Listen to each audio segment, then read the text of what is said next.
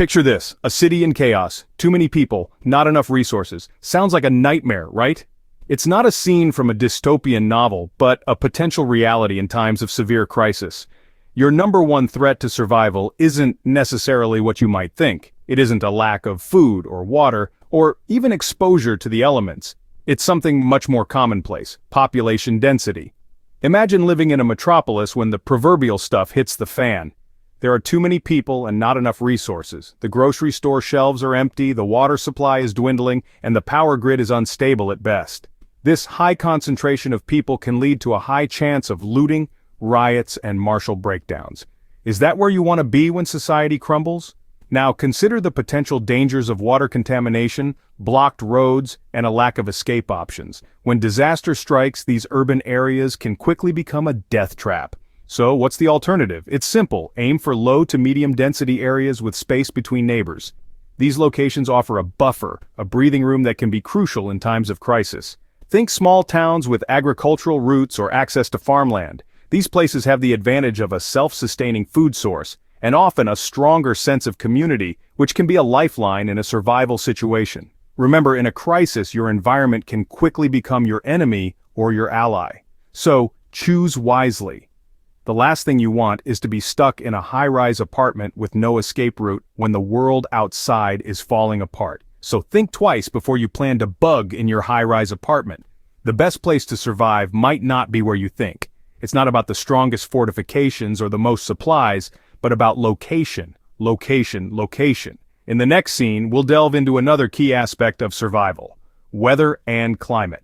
But for now, remember this. When it comes to survival, your number one threat isn't always what you expect. It's not the lack of resources, but the abundance of people. Climate isn't just about comfort, it's about survival. Now let's talk about your environment. We're not talking about whether you're a snow bunny or a sun worshiper. We're talking about whether you can survive without the modern conveniences that make extreme climates livable. Imagine, if you will, the cold, harsh regions of the world. Sure, they can be breathtakingly beautiful, but without a steady supply of fuel to keep you warm, they can quickly become deadly. The heating crisis that follows a societal collapse is not something to be taken lightly. Frostbite, hypothermia, and the simple inability to do anything productive because you're too cold are all very real threats. But let's flip the switch and consider those scorching hot regions. Dehydration and heat stroke become your everyday enemies when the grid is down. Air conditioning is no longer a given, and the struggle to keep your body cool and hydrated can be just as challenging as staying warm in colder climates. And let's not forget about those flood-prone zones. Rising water levels and cut-off access routes are a nightmare in a survival situation. When the grid goes down, so do the early warning systems that help keep people safe from sudden floods. So, what's the ideal climate for bugging in? Look for moderate climates that experience all four seasons, but with manageable extremes. Think about places where the summer heat isn't unbearable, and the winter chill isn't deadly. These are the locations where living off the grid is sustainable year-round, where you can grow your own food, collect your own water, and live in relative comfort regardless of the season. Remember, when choosing your bug-in location, you're not just picking a postcode. You're selecting a place where you and your family will have to survive, potentially for a long time, without the conveniences of modern life. So choose your location wisely, where the weather won't be your enemy. It's not just about comfort, it's about survival. Your surroundings can be your best friend or your worst enemy. When it comes to bugging in, the geography of your location can serve as a built-in defense mechanism, or it could expose you to countless risks. Let's delve deeper into this concept. Picture a landscape dotted with hills and valleys, crisscrossed by rivers, and covered in dense forests. These geographical features aren't just beautiful to look at, they're strategic assets in a survival situation. Hills and elevation changes offer vantage points and natural fortifications. Rivers can serve as barriers to unwanted visitors while also providing a vital water source. Forests offer concealment, not to mention an abundance of firewood, forage, and potential game. This is in stark contrast to wide, open flatlands. While they might offer unobstructed views and plenty of sunlight, they leave you exposed and easy to spot from a distance. It's like you're on a stage with a spotlight on you, visible to anyone who might be looking your way. If you're trying to keep a low profile and avoid conflict, this visibility could be detrimental. In addition to these broad geographical features, there are more nuanced aspects of your surroundings to consider. Limited access roads, for example, can be easier to secure and control, preventing unwanted traffic near your bug-in location. Natural choke points, such as narrow passages through hills or along rivers, can funnel potential threats into predictable areas, making them easier to monitor and defend. Obstructed sightlines, too, can be a boon. They can prevent easy surveillance of your location, making it harder for others to gather information about your resources or routines. Think of it as a cloak of invisibility, shielding you from prying eyes. In conclusion, when choosing a bug-in location, don't just think about the immediate resources it offers. Consider how the geography and natural features of the area can work in your favor, providing a built-in defense that could be the difference between survival and disaster. Remember, your geography can be your built-in defense. Water is life, and in a survival situation, it's your lifeline. When it comes to bugging in, we often think about food, shelter, and security. But did you know that water is the most crucial resource? Without water, we can only survive for about 3 days. Compare that to food, where we can hold out for up to 3 weeks. So, it's crucial to consider water access when planning your bug-in location. Now imagine the scenario. The grid has collapsed and municipal water supplies are no longer reliable. The taps have run dry and bottled water is scarce. You need a water source that's not dependent on the grid, one that won't draw attention to your location, and one that's sustainable over time. Ideally, you want a property with a private well or a reliable gravity-fed water source nearby, like a river, creek, or lake. These sources can provide a steady supply of water even when the grid is down. But remember, it's not just about access. It's also about the ability to filter and store that water safely and without drawing attention. Consider your options. A well-hidden rainwater collection system could be a lifesaver. A solar-powered water purifier could turn a nearby creek into a drinkable water source. A simple gravity filter can clean lake water for cooking and washing. And don't forget, knowing how to boil or chemically treat water can turn questionable sources into lifesavers, but there's a catch. Water sources can also draw others to your location. In a survival situation, water becomes a magnet for those who are desperate. So, you need to think about how to secure your water source, how to collect and store water discreetly, and how to ensure you have a backup plan if your primary source is compromised. So, when bugging in, make sure water is within your reach. It's not just a comfort, it's your lifeline. And in a world where the grid has collapsed, a reliable water source can mean the difference between life and death.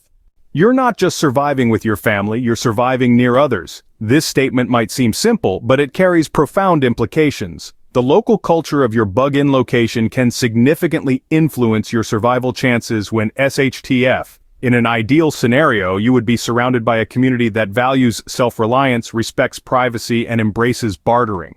In such a community, everyone understands the importance of individual responsibility and the power of collective resilience.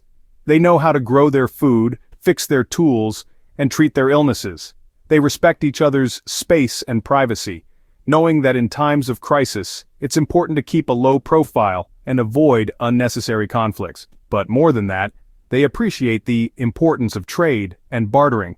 Money might lose its value in a post-collapse world, but skills and resources won't. A community that's open to bartering can ensure that everyone's needs are met, from food and water to medical care and protection.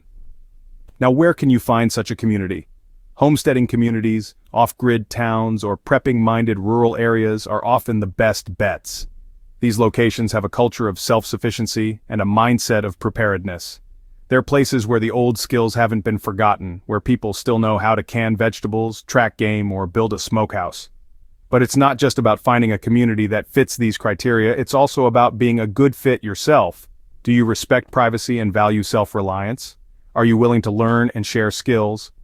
Can you contribute to the community in meaningful ways? If the answer to these questions is yes, then you're already on the right track. Finally, it's essential to remember that your neighbors can be your best allies or your biggest threats.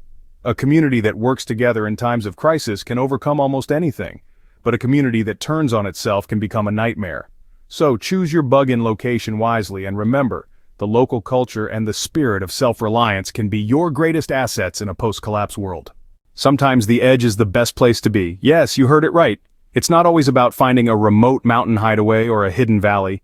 There's a place called the urban edge And it might just be the sweet spot when everything goes sideways. Now, what do we mean by urban edge? Imagine a place close enough to the city to have access to its conveniences and resources, but far enough to avoid the chaos and danger that comes when societal structures collapse. It's a delicate balance, but when achieved, it can be the best of both worlds.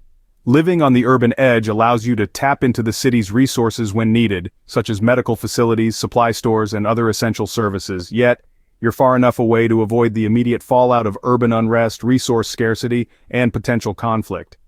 But what if you can't relocate? What if you're stuck in suburbia with no immediate plans to move?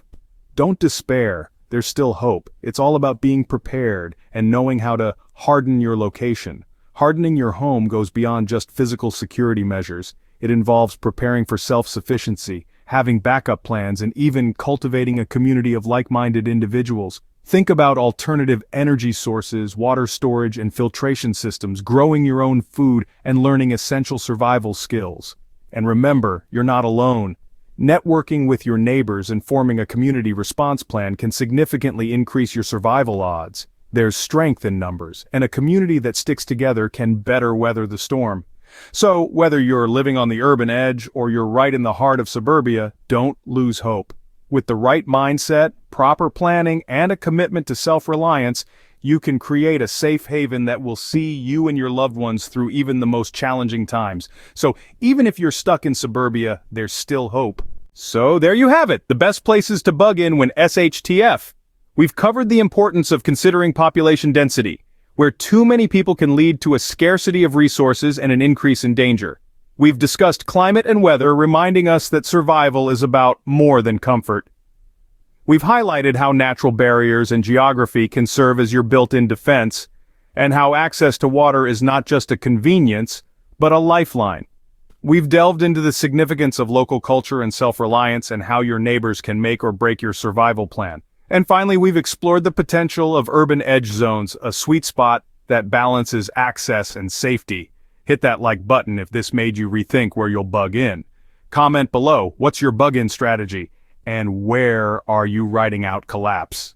And don't forget to subscribe for more real-world prepping tactics that go way beyond the basics.